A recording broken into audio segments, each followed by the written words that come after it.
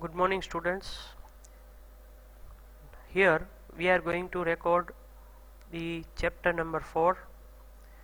The title of this chapter is First Stages of SEO. જે SEO છે એ SEO ના કેટલા અલગ અલગ સ્ટેજીસ હોય છે એમાંનું પહેલું સ્ટેજ એટલે કે સ્ટેપ, પગથિયું, તબક્કો જે આપણે ગણીએ તે બરાબર. એમાં SEO નો પહેલું સ્ટેજ શું હોય છે એની ચર્ચા આપણે આ યુનિટમાં કરવાની રહેશે. SEO projects require foresight and planning to obtain the best results, and SEO needs to be considered during and incorporated into all stages of website development or redevelopment project. SEO જે છે આમ જોવા જઈએ તો કોઈ પણ વેબસાઇટ બની ગઈ છે એ બની ગયા પછી પણ એને ફરીથી વિકાસ કરવી હોય તો પણ થઈ શકે છે, પરંતુ અને જ્યારે વેબસાઇટ બનાવવાની તમે સ્ટાર્ટ કરો છો ત્યારથી શરૂ કરી અને એના વેબસાઇટ ડેવલપમેન્ટ જ્યારે તમે કરો છો ત્યારે એના જે SDLCના જે આપણે સ્ટેપ્સ કીધા છે, સિસ્ટમ ડેવલપમેન્ટ લાઈફ સાયકલ બરાબર, એના જે સ્ટેપ્સ કીધા છે એ સ્ટેપ્સમાં પણ તમે એને ઇન્ક્લુડ કરી અને દરેક સ્ટેજે SEOને ઇમ્પ્લિમેન્ટ કરી શકો છો. હા, એક વસ્તુ છે કે SEO માટે તમારે એક તમારું ભવિષ્યનું એક પ્લાનિંગ હોવું જોઈએ કે આપણે અહીંયા સુધી પહોંચવું છે, right. For example, the site architecture including CMS એટલે content management system. Content management સિસ્ટમથી જો તમે બનાવતા હો, કન્ટેન્ટ મેનેજમેન્ટ સિસ્ટમ એટલે તમને ખ્યાલ છે, તમે લાસ્ટ સેમેસ્ટર્સમાં વર્ડપ્રેસ શીખી ગયા છો, તો એ વર્ડપ્રેસ છે એ કન્ટેન્ટ મેનેજમેન્ટ સિસ્ટમનો એક ભાગ છે. એમાં પણ તમે વેબસાઇટ બનાવી શકો છો. પછી માર્કેટિંગનો પ્લાન હોવો જોઈએ, આર્કિટેક્ચર અને બીજી ઘણી બધી વસ્તુઓ હોય છે. હવે આપણે અહીંયા જે જોઈએ છીએ એ SEOના સ્ટેજીસ જોઈએ છીએ, રાઈટ. એમાં SEOના સ્ટેજીસમાં સૌથી પહેલું સ્ટેજ છે putting together SEO plan. SEO પ્લાનને પહેલાં મૂકવું, પ્લાનને જે આપણું સોફ્ટવેર ડેવલપમેન્ટ છે એની સાથે મૂકવું. Performing A technical SEO audit of A site. તમે SEOનો પ્લાન જે બનાવ્યો છે બરાબર છે એની અંદર એ ટેકનિકલી SEO પોસિબલ છે કે નહીં, તમે જે વિચાર કરી રહ્યા છો એ વિચાર આમાં તમે ઇમ્પ્લિમેન્ટ કરી શકશો કે નહીં SEOમાં, એના માટેના ટૂલ્સ અથવા એના માટેના સોફ્ટવેર્સ જે SEO માટેના છે એ અવેલેબલ છે કે નહીં એ તમારે જોવાનું રહેશે. Setting a baseline for measuring results and progress. તમારી જે તમારી બેઝલાઇન એટલે કે જે પાયો છે એ પાયાથી શરૂ કરી અને તમારો પ્રોગ્રેસ કેવી રીતે થશે એનું પણ તમારે અહીંયા ધ્યાન રાખવાનું રહે છે. The major elements of planning. પ્લાનિંગના મેજર એટલે કે મુખ્ય હિસ્સો કયો છે? Prepare SEO planning before site goes live. તમે સાઇટને લોકો સુધી પહોંચાડો એ પહેલાં તમારે એનો SEOનો પ્લાન તૈયાર રાખવો જોઈએ. SEO should be done before. તમે સાઇટને લાઈવ કરો એ પહેલાં જ SEO તમારે એનું એક વખત ટેસ્ટ કરવું જોઈએ. તમે ટેકનોલોજી કઈ સિલેક્ટ કરી છે, તમે હોસ્ટિંગ માટેનું પ્લેટફોર્મ કયું લીધું છે, તમે કન્ટેન્ટ કેવી બનાવવા માંગો છો, and even before giving first title of the વેબસાઇટનું જે ટાઇટલ પેજ તમે બનાવો છો એને પણ તમે શું નામ આપશો, કેમ કે આપણે જાણીએ છીએ કે SEO જે છે એ કીવર્ડ ઉપર જ ચાલે છે. કીવર્ડ દ્વારા જ આપણે આપણી સાઇટને રેન્કિંગ અપાવી શકીએ છીએ, બ્રાન્ડિંગ કરી શકીએ છીએ અને એને કારણે જ આપણી સાઇટ જે છે પોપ્યુલર બને છે. તો એના માટે આપણે જે ધ્યાન રાખવાનું છે એ આ બધું છે. Technology choice. હવે આપણે જે મેજર એલિમેન્ટ્સ જોયા એમાં ટેકનોલોજી કેવી રીતે સિલેક્ટ કરવી. SEO plays an important role in technology choice. SEO જે છે એ તમે કઈ ટેકનોલોજી પસંદ કરો છો એમાં મહત્વનો ભાગ ભજવે છે. Selection of the web servers. તમે કયા વેબ સર્વર્સ ઉપર તમારી વેબસાઇટ મૂકો છો. For example, if you use IIS, તમે જો ઇન્ટરનેટ ઇન્ફોર્મેશન સર્વર મૂકતા હો તો એનો ડિફોલ્ટ રીડાયરેક્ટ ચોઇસ ઇઝ 302. તો એ 302ની અંદર જ એ તમારી સાઇટને રીડાયરેક્ટ કરે છે. You can configure IIS to use 301 to redirect, but this is something you need to understand and build in to your SEO plan upfront. સામાન્ય રીતે તમે આઈએએસ સિલેક્ટ કર્યું હોય ને તમે પછી 301 ઉપર જ ધ્યાન આપો, 302 ઉપર ધ્યાન ન આપો તો એ ચાલે નહીં. માર્કેટ સેગમેન્ટ, કયું તમારું, કયા માર્કેટ માટે તમે ચાલો છો. Most important and critical factor is the nature of market in which you are competing. તમે કયા માર્કેટમાં છો એ તમારે અહીંયા ધ્યાન રાખવું પડે, બરાબર.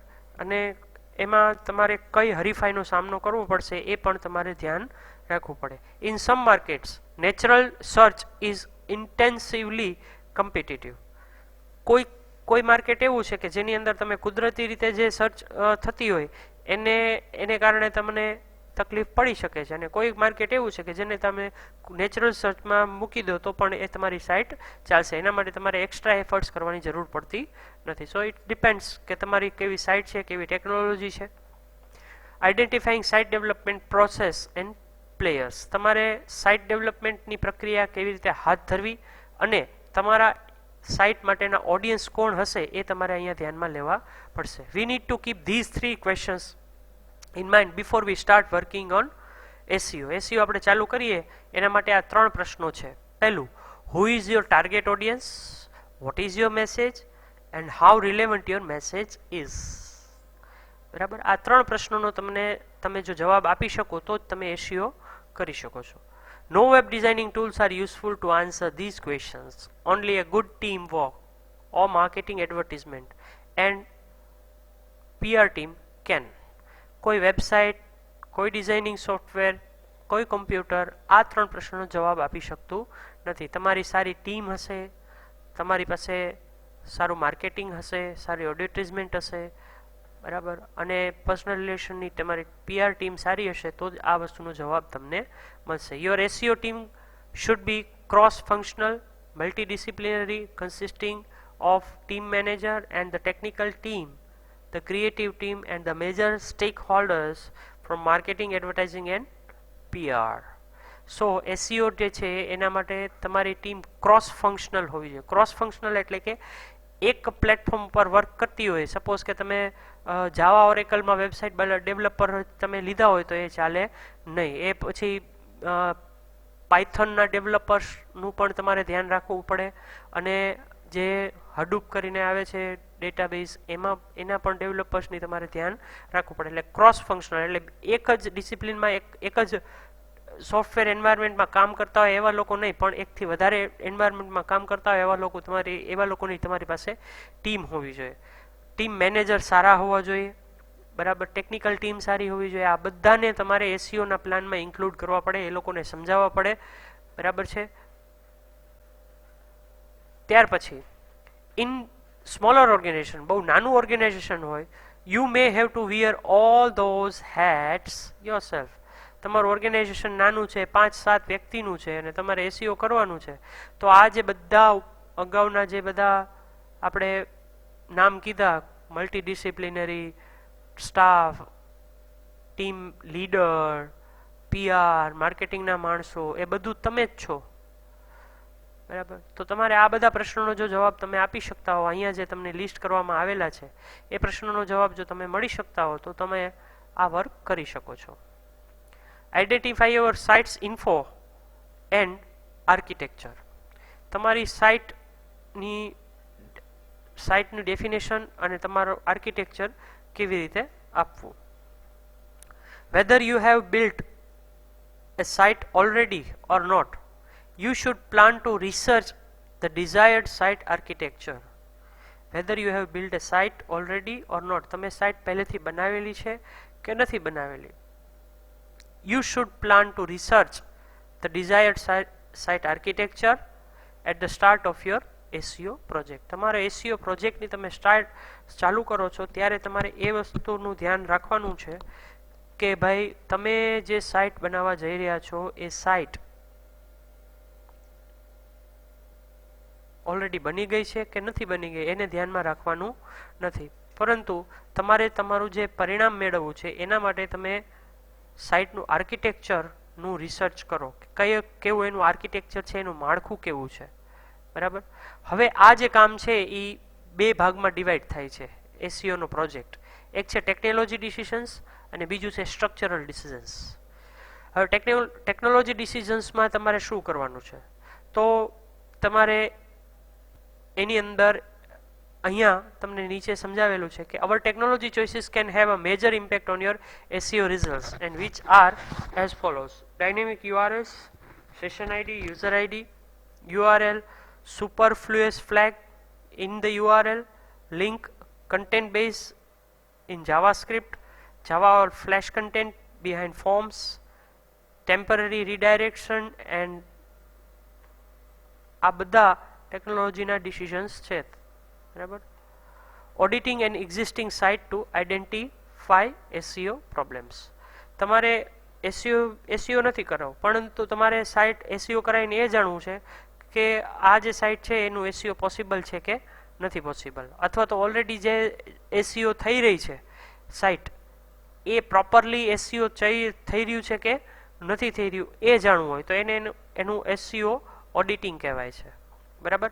અહીંયા ટાઇટલ ખાસ વાંચજો: auditing and existing site to identify SEO problems. આમાં SEO થઈ શકે એમ છે કે નહીં, બરાબર છે, એના માટે તમારે એના પ્રોબ્લેમ્સને ગોતવાના છે. તેને કહેવાય auditing. Auditing and existing of an existing site is one of the most important task of SEO. કેમ કે આપણે જાણીએ છીએ કે વેબસાઇટ ડેવલપમેન્ટ છે એ આજકાલનું ચાલુ નથી. SEO છે એ થોડા સમયથી માર્કેટમાં બૂમ છે. બરાબર. પણ આ પહેલાં લોકો SEOનું કે એનો ઉપયોગ કરતા નહોતા. પહેલાં સોશિયલ મીડિયા પણ નહોતું, પહેલાં ઇન્ટરનેટ પણ નહોતું. બરાબર. ઇન્ટરનેટ આવ્યા પછી લોકો સાઇટ બનાવતા થયા, સાઇટ બનાવી અને સ્ટેટિક સાઇટ રાખતા હતા. પણ હવે આજની તારીખે એ બધું ધીરે ધીરે બદલાઈ રહ્યું છે. તો એ બદલતી વસ્તુની અંદર SEO પોસિબલ છે કે નથી એ તમારે જોવાનું છે. Auditing of an existing site is one of the most important task of SEO. It is a new field of old websites. Yes, હમણાં જે મેં વાત કરી એ કે આ જે છે એ એક નવો એરિયા છે કે જેની અંદર SEO શક્ય છે કે નહીં તમારે જોવાનું છે, અને એના માટેના માણસોની જરૂર છે. Web developers does not have much idea about SEO work. જે લોકો વેબ ડેવલપમેન્ટ કરે છે એને SEO વિશે બહુ ખ્યાલ હોતો નથી. SEO can find so many problems while auditing of a site.